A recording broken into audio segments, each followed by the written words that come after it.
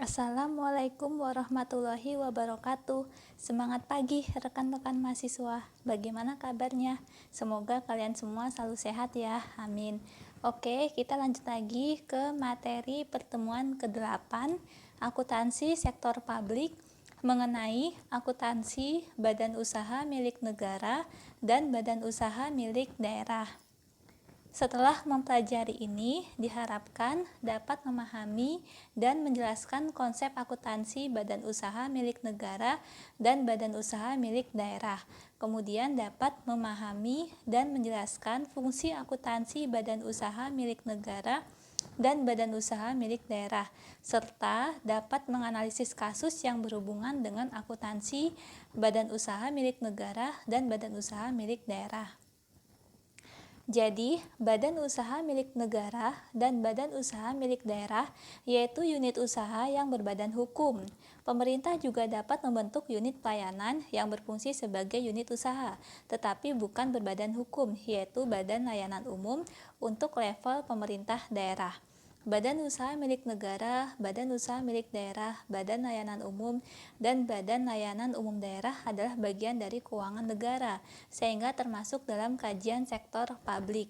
Pengelolaan unit usaha pemerintah harus dilakukan secara profesional, sesuai dengan prinsip tata kelola perusahaan yang baik. Badan usaha milik negara yaitu badan usaha yang seluruh atau sebagian besar modalnya dimiliki oleh negara melalui penyertaan secara langsung yang berasal dari kekayaan negara yang dipisahkan. Penyertaan modal negara dalam badan usaha milik negara bersumber dari anggaran pendapatan dan belanja negara, kapitalisasi cadangan, dan sumber lainnya. Kemudian badan usaha milik daerah yaitu badan usaha milik pemerintah daerah yang seluruh atau sebagian besar modalnya dimiliki oleh pemerintah daerah melalui penyertaan secara langsung yang berasal dari kekayaan pemerintah daerah yang dipisahkan. Penyertaan modal pemerintah daerah dalam badan usaha milik daerah bersumber dari anggaran pendapatan dan belanja daerah, kapitalisasi cadangan, dan sumber lainnya. Selanjutnya, tujuan pendirian badan usaha milik negara dan badan usaha milik daerah yaitu badan usaha milik negara dan badan usaha milik daerah diharapkan dapat meningkatkan mutu pelayanan kepada masyarakat dan memberikan kontribusi dalam meningkatkan pertumbuhan ekonomi nasional dan daerah dan membantu penerimaan keuangan negara dan daerah. Kemudian untuk memperoleh keuntungan, selanjutnya menyelenggarakan kemanfaatan umum berupa penyediaan barang dan jasa yang bermutu tinggi dan memadai bagi pemenuhan hajat hidup masyarakat. Kemudian menjadi perintis kegiatan usaha yang belum dilaksanakan oleh sektor swasta dan koperasi yang dibutuhkan oleh masyarakat, serta ikut aktif memberikan bimbingan dan bantuan kepada pengusaha golongan ekonomi, koperasi, dan masyarakat. Selanjutnya, karakteristik badan usaha milik negara yaitu pertama, penguasaan badan usaha dimiliki oleh pemerintah. Yang kedua, pengawasan dilakukan secara hierarki dan secara fungsional dilakukan oleh pemerintah. Yang ketiga, kekuasaan penuh dalam menjalankan kegiatan usaha berada di pemerintah. Yang keempat, pemerintah berwenang menetapkan kebijakan yang berhubungan dengan kegiatan usaha. Yang kelima, semua risiko yang terjadi sepenuhnya sebagai tanggung jawab pemerintah. Yang keenam, untuk mengisi kas negara karena sebagai salah satu sumber penghasilan negara. Yang ketujuh, pengusaha swasta tidak memonopoli usaha yang menguasai hajat hidup masyarakat. Yang kedelapan, melayani kepentingan umum dan pelayanan kepada masyarakat. Yang kesembilan, sebagai lembaga ekonomi yang tidak memiliki tujuan utama memperoleh keuntungan tetapi dibenarkan untuk memperoleh keuntungan. Selanjutnya, yang ke-10 sebagai salah satu stabilisator perekonomian negara. 11 dapat meningkatkan produktivitas, efektivitas, dan efisiensi dan terjaminnya prinsip ekonomi. Yang ke-12 modal seluruhnya dimiliki oleh negara dari kekayaan negara yang dipisahkan. 13 peranan pemerintah sebagai pemegang saham apabila sahamnya dimiliki oleh masyarakat besarnya tidak lebih dari 49%, sedangkan minimal 51% sahamnya dimiliki oleh negara. Pinjaman pemerintah dalam bentuk obligasi. 15 modal diperoleh dari bantuan luar negeri. 16 apabila memperoleh keuntungan maka dimanfaatkan untuk kesejahteraan rakyat. 17 pinjaman kepada bank atau lembaga keuangan bukan bank. 18 direksi bertanggung jawab penuh atas badan usaha milik negara dan mewakili badan usaha milik negara di pengadilan. Selanjutnya, karakteristik badan usaha milik daerah, yaitu yang pertama, pemerintah memegang hak atas segala kekayaan dan usaha. Yang kedua, pemerintah berkedudukan sebagai pemegang saham dalam permodalan perusahaan. Yang ketiga, pemerintah memiliki wewenang dan kekuasaan dalam menerapkan kebijakan perusahaan. Yang keempat, pengawasan dilakukan untuk pelengkap negara yang berwenang. Yang kelima, melayani kepentingan umum selain memperoleh keuntungan. Yang keenam, sebagai stabilisator perekonomian dalam rangka mensejahterakan rakyat. Yang ketujuh, sebagai sumber pemasukan negara. Yang kedelapan, seluruh atau sebagian besar modalnya milik negara lain berupa bank dan non-bank. Selanjutnya, Badan Layanan Umum, yaitu instansi di lingkungan pemerintah yang dibentuk untuk memberikan pelayanan kepada masyarakat berupa penyediaan barang dan jasa yang dijual tanpa mengutamakan memperoleh keuntungan dan dalam melakukan kegiatannya didasarkan pada prinsip efisiensi dan produktivitas.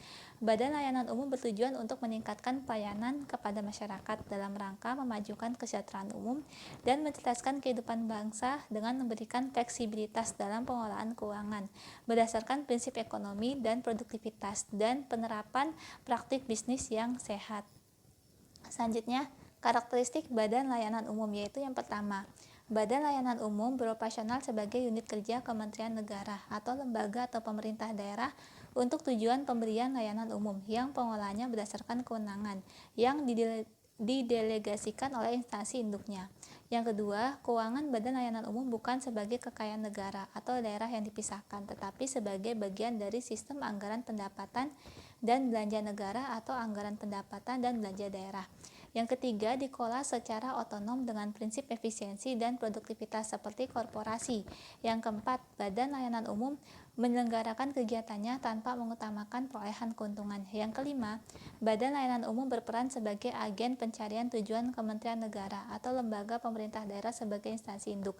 Yang keenam, rencana kerja dan anggaran dan laporan keuangan dan kinerja Badan Layanan Umum disusun dan disajikan sebagai bagian yang tidak terpisahkan dari rencana kerja dan anggaran dan laporan keuangan dan kinerja Kementerian Negara atau lembaga atau satuan kerja perangkat daerah atau pemerintah daerah.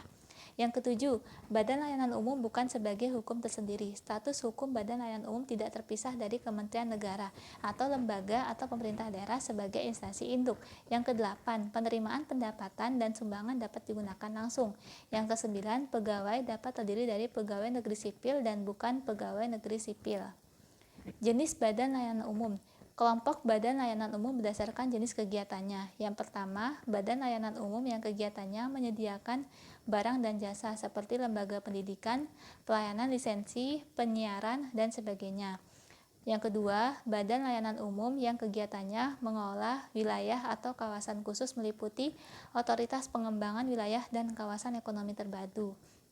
Yang ketiga, Badan Layanan Umum yang kegiatannya mengelola dana khusus meliputi pengelola dana bergulir, dana usaha kecil menengah, pinjaman, dan tabungan pegawai. Selanjutnya, persyaratan pembentukan Badan Layanan Umum, yaitu yang pertama persyaratan substantif, yaitu yang pertama penyediaan barang dan jasa seperti pelayanan bidang kesehatan, penyelenggaraan pendidikan, pelayanan jasa penelitian dan pengujian. Yang kedua, pengelolaan dana khusus seperti pengelola dana bergulir untuk usaha kecil dan menengah, pengelola pinjaman, dan pengelola tabungan perumahan. Yang ketiga, pengelolaan kawasan atau wilayah secara otonom seperti otorita dan kawasan pengembangan ekonomi terpadu. Yang kedua, persyaratan teknis, yaitu yang pertama kinerja pelayanan di bidang tugas dan fungsinya sesuai dikelola dan ditingkatkan pencapaiannya melalui Badan Layanan Umum yang direkomendasikan oleh Menteri atau pimpinan lembaga atau kepala satuan kerja perangkat daerah sesuai dengan kewenangannya. Yang kedua, kinerja keuangan satuan kerja yang bersangkutan sehat dan ditunjukkan dalam dokumen usulan penetapan Badan Layanan Umum. Yang ketiga, persyaratan administratif, yaitu yang pertama pernyataan kesanggupan untuk meningkatkan kinerja pelayanan, keuangan, dan manfaat bagi masyarakat. Yang kedua, pola tata kelola. Yang ketiga, rencana strategi bisnis. Yang keempat, laporan keuangan pokok. Yang kelima, standar pelayanan minimal. Yang keenam, laporan audit terakhir atau pernyataan bersedia untuk diaudit. Selanjutnya, berdasarkan hasil penilaian atas persyaratan tersebut, selanjutnya Menteri Keuangan atau Gubernur atau Bupati atau Wali Kota dapat menentukan unit dapat ditetapkan sebagai Badan Layanan Umum dengan status Badan Layanan Umum penuh atau bertahap atau ditolak. Status badan layanan umum penuh diberikan apabila seluruh persyaratan telah dipenuhi dengan memuaskan. Status badan layanan umum bertahap diberikan apabila persyaratan substantif dan teknis telah terpenuhi, tetapi persyaratan administratif belum terpenuhi secara memuaskan. Status badan layanan umum bertahap berlaku dalam jangka waktu 3 tahun. Penerapan badan layanan umum berakhir apabila yang pertama, dicabut oleh Menteri Keuangan atau Gubernur atau Bupati atau Wali Kota sesuai kewenangannya. Yang kedua, dicabut oleh Menteri Keuangan atau Gubernur atau Bupati atau Wali Kota berdasarkan usulan dari Menteri atau pimpinan lembaga atau Kepala Satuan Kerja Perangkat Daerah sesuai kewenangannya. Yang ketiga, berubah statusnya menjadi badan hukum dengan kekayaan yang dipisahkan.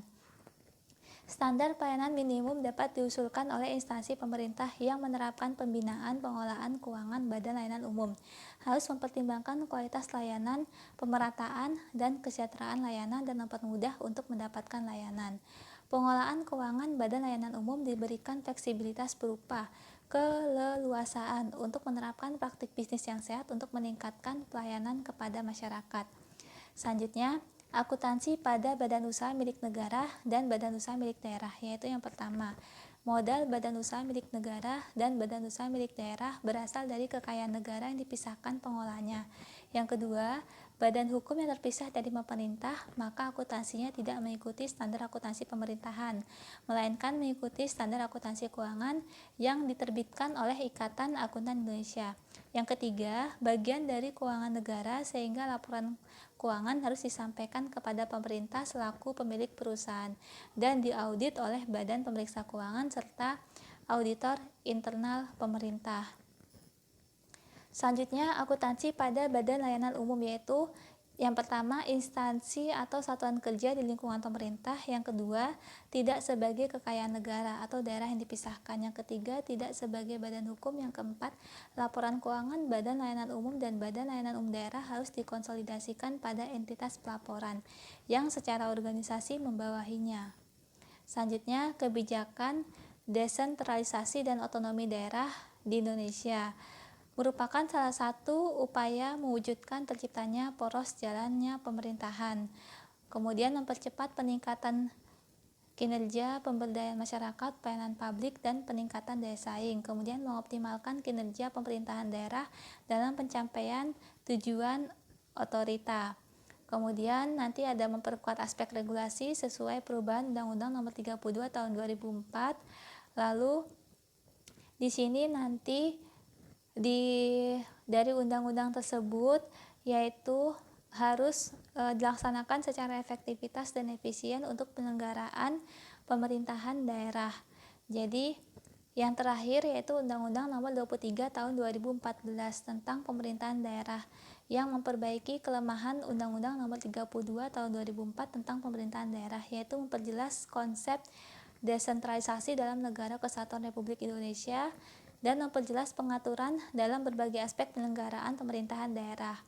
Selain itu, Undang-Undang Nomor 23 Tahun 2014 memuat peraturan baru sesuai dengan dinamika masyarakat dan tuntutan pelaksanaan desentralisasi, yaitu pengaturan tentang hak warga untuk berpartisipasi dalam penyelenggaraan pemerintahan daerah, adanya jaminan terselenggaranya pelayanan publik, dan inovasi dalam penyelenggaraan pemerintahan daerah. Selanjutnya, alasan keberadaan badan usaha milik daerah, yaitu yang pertama, alasan ekonomis, yaitu mengoptimalkan potensi ekonomi daerah dalam menggali dan mengembangkan sumber daya daerah, motivasi keuntungan, dan layanan publik. Yang kedua, alasan strategis, yaitu mendirikan badan usaha yang melayani kepentingan publik, tetapi masyarakat atau swasta tidak atau belum dapat melakukannya karena investasi yang cukup tinggi, risiko dan usaha yang cukup tinggi. Yang ketiga, alasan politis, yaitu mempertahankan potensi ekonomi yang memiliki daya dukung politis bagi pemerintah daerah. Yang keempat, alasan anggaran, yaitu pemerintah daerah harus memiliki sumber pendapatan lain di luar pajak dan alokasi dana dari pemerintah pusat untuk mendukung anggaran pendapatan dan belanja daerah. Selanjutnya, tujuan pembentukan badan usaha milik daerah, yaitu yang pertama sebagai aparat perekonomian daerah dalam rangka memberikan otonomi daerah secara fakta dan bertanggung jawab. Badan usaha milik daerah harus dapat membantu kelancaran perkembangan dan pembangunan daerah.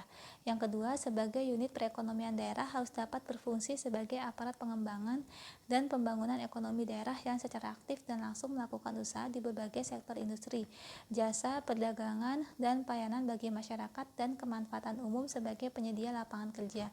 Yang ketiga, sebagai sumber keuangan daerah. Yang keempat, khususnya untuk Badan Pengembangan Lingkungan Otonomi Daerah sebagai aparat daerah.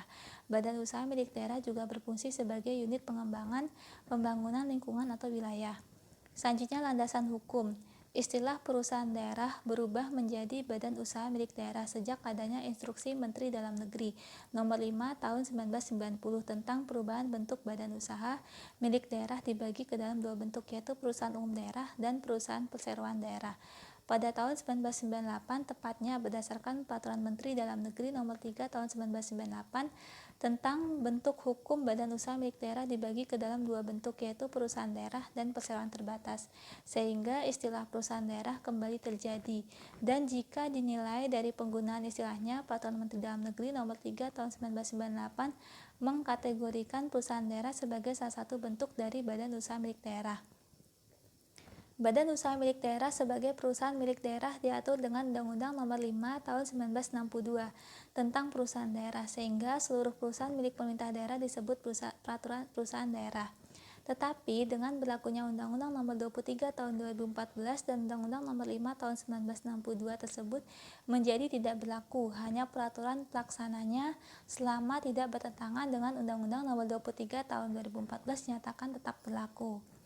Jika dibandingkan antara satu peraturan dengan peraturan undang-undang lainnya yang berhubungan dengan badan usaha milik daerah, terdapat peraturan yang berbeda dalam menginterpretasikan badan usaha milik daerah dan beberapa penjelasannya tidak relevan dengan Undang-Undang Nomor 23 Tahun 2014. Terdapatnya badan usaha milik daerah yang belum siap menggantikan penyelenggaraan perusahaan daerahnya dengan mekanisme badan usaha milik daerah sesuai Undang-Undang Nomor 23 Tahun 2014 karena menggunakan mekanisme perusahaan daerah berdasarkan Undang-Undang Nomor 5 Tahun 1962, sedangkan undang-undang tersebut tidak berlaku.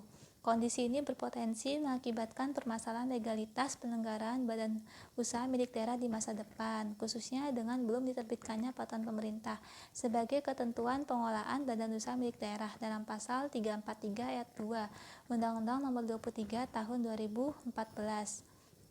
Selanjutnya, peraturan pelaksana badan usaha milik daerah yang berlaku, yaitu yang pertama, Peraturan Menteri Dalam Negeri Nomor 3 Tahun 1998 tentang bentuk hukum badan usaha milik daerah. Yang kedua, Peraturan Menteri Dalam Negeri Nomor 22 Tahun 2006 tentang pengelolaan bank perkreditan rakyat milik pemerintah daerah. Yang ketiga, Peraturan Menteri Dalam Negeri Nomor 2 Tahun 2007 tentang organ dan kepegawaian perusahaan daerah air minum. Yang keempat, Keputusan Menteri Dalam Negeri Nomor 50 Tahun 1999 tentang kepengurusan badan usaha milik daerah. Yang kelima, Instruksi Menteri Dalam Negeri Nomor 5 Tahun 1990 tentang perubahan bentuk badan usaha milik daerah dibagi ke dalam dua bentuk, yaitu perusahaan umum daerah dan perusahaan perseroan daerah. Yang keenam, Peraturan Pemerintah Nomor 54 Tahun 2017 tentang badan usaha milik daerah.